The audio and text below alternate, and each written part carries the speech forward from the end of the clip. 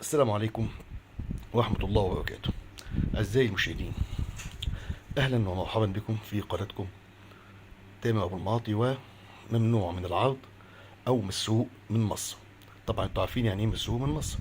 جميع الأفلام اللي بتعرضها القناة أفلام ما هي إلا أفلام سرقت بفعل فاعل أو فعل جهاز أو فعل شخص معين، أو فعل مجموعة معينة أو جهاز معين بالدولة قاموا بسرقته. والآن يتم إذاعة جميع الأفلام لمشاهير الممثلين، وطبعا بأسعار بقى يعني عالمية يعني حقنا فين بقى احنا؟ ده اللي بندور احنا عليه. المهم أحداث الفيلم بتدور حول وجدي أباظة المدير اللي هو أستاذ جامعي، ومراته هند رستم إذاعية ومشهورة. في نفس الوقت بتجيلهم بقى إيه؟ ميرفت أمين جاية من بره بتقاليد الخلاعة بقى والطريق والتحرر والديمقراطية والمش عارف إيه بتاعت الغرب يعني. فبس جايه بفكره غريبه جدا جدا، ان هي عايزه الفكره دي بقى، هي بتدور على رجل شرقي في الجمال وفي القوه والصلابه وفي الطبع الشرقي، وهي عندها طبعا الطبع الغربي، وانها تتجوزه وينتجوا احسن اعظم طفل في العالم. هيقع الاختيار على مين؟ على رشدي اباظه. هنشوف ازاي بقى الحجج، وازاي بتمارس معاه المواضيع دي، وازاي حاولت مرة واتنين وتلاتة، وازاي بيقع في بواسنها في الآخر. فيلم كويس جدا، بس للأسف الشديد مش لن تجدوه على على صفحات اليوتيوب، لأنه فيلم متقطع، يعني فيلم متقطع كذا حتة، يعني كذا جزء. بس كقصة أنا حكيت لكم القصة بتاعته يعني. آه فيلم جريء جدا جدا جدا زيادة عن اللزوم يعني. ليس من طبعنا ولا من أفلامنا الشرقية اللي احنا ايه يعني معتادين عليها. عشان كده الرقابه كانت قطعاه، مبوظه الفيلم خالص جدا جدا، يعني مقطعينه جدا.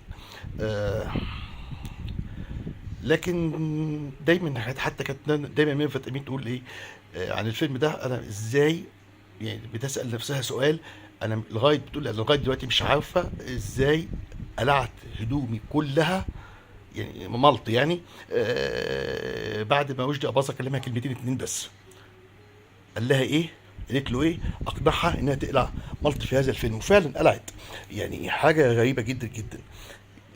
يعني عندنا دي تاني ممثله كانت تقلع طبعا بعد نهايه شيف بقى في فيلم ذئاب لا تاكل اللحم. لكن هنا طبعا دي كانت لقطه صغيره، لكن في طول الفيلم فيها اباحيه بقى كتير جدا جدا، وفيها يعني ايه تحرر زياده عن اللزوم.